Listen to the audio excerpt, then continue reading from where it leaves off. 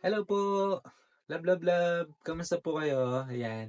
Welcome po sa ating isang episode ng pagluluto. So, hulaan nyo kung anong lulutuin natin ngayon.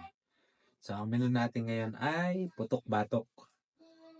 Kung putok-batok, syempre, yan ay crispy pata. So, paano nga ba lutuin ang masarap na crispy pata? Diba? So, kung gusto nyong malaman kung paano magluto ng crispy pata, tara, panoorin nyo po to. Let's go! So, simulan na natin. Yan. Yan. Kailangan nating hiwain yung pata guys para hanggang sa loob, pag pinakuluan natin, ay lumambot yung laman. Kasi kung hindi, masyado siyang makuna. Ayan. Kamukha ng ginagawa ko.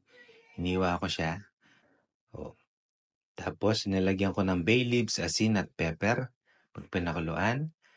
Pakuluan nyo yan ng 20 minutes each side. Shoutout pala sa mga nanonood ng video na to. Sana matutunan nyo yan ang madaling proseso ng pagluto ng crispy pata. So, malambot na. Hiwain ko lang yung part na yan kasi hindi siya naiwa kanina. Ayan. Tapos lalagyan ko siya ng asin. Pagkalagay nyo ng asin, iset aside nyo muna siya para madrain yung tubig niya sa loob. Tapos, kayong bahala kung gusto nyo nang lutuin, pwede naman. Basta na-drain na yung tubig, or mas maganda kung i-keep nyo muna sa fridge for overnight tapos bukas nyo lutuin. Mas maganda yung pagka-crispy. So, nagpainit ako ng mantika dyan sa aking favorite na lutuan. Ayan. Nung mainit na, yung hindi siya ganong kainitan para hindi tumalsik agad.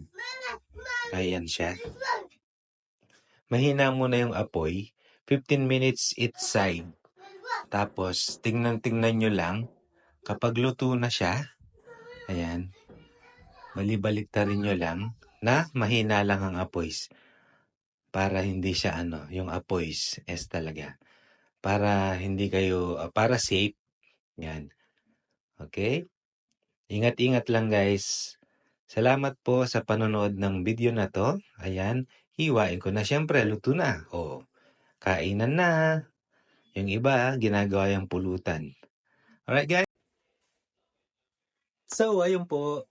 Sana may natutunan kayo sa ating pagluluto ngayong araw na to.